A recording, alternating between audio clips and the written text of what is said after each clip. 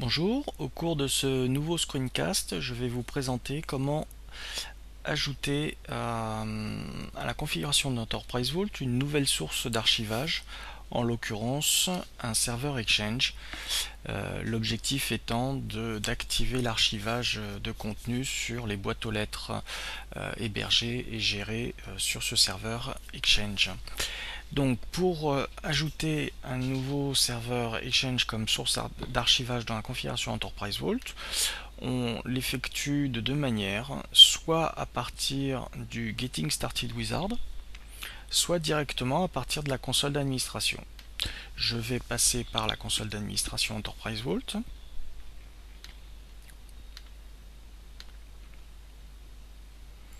Au niveau du conteneur Target, donc je choisis Exchange, New, Domaine. Donc je vais ici ajouter un domaine Active Directory où se trouve le serveur Exchange en question.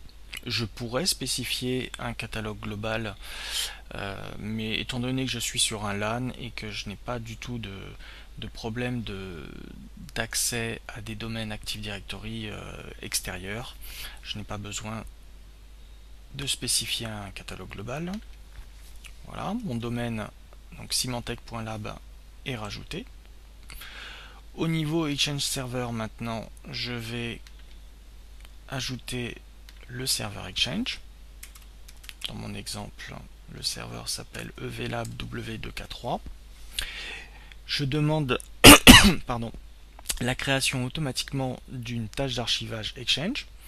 Notez que je pourrais très bien créer uniquement la tâche de provisioning. Le provisioning, je le rappelle, est fait pour collecter les boîtes aux lettres qui seront candidates donc à l'archivage, donc qui seront activées pour l'archivage.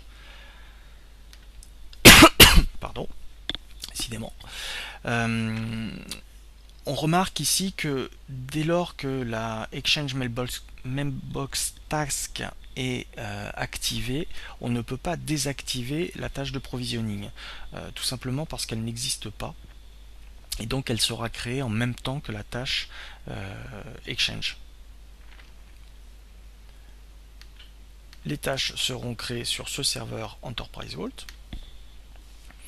On me demande une système mailbox, donc une boîte aux lettres classique, sans permission particulière, contrairement au compte de service Enterprise Vault. Donc je choisis ma système mailbox. Next. Voilà, donc mon serveur Exchange est bien ici. Et lorsque je vais au niveau de mes tâches Enterprise Vault, donc sur ce serveur-là, j'ai bien une nouvelle tâche d'archivage qui a été créée pour le serveur Exchange ajouté, et donc une tâche de provisioning pour le domaine symantec.lab. A noter que les tâches ne sont pas démarrées à ce stade de la configuration. Voilà, un bref screencast pour vous présenter comment on ajoute un serveur Exchange comme source d'archivage dans Enterprise Vault. Merci.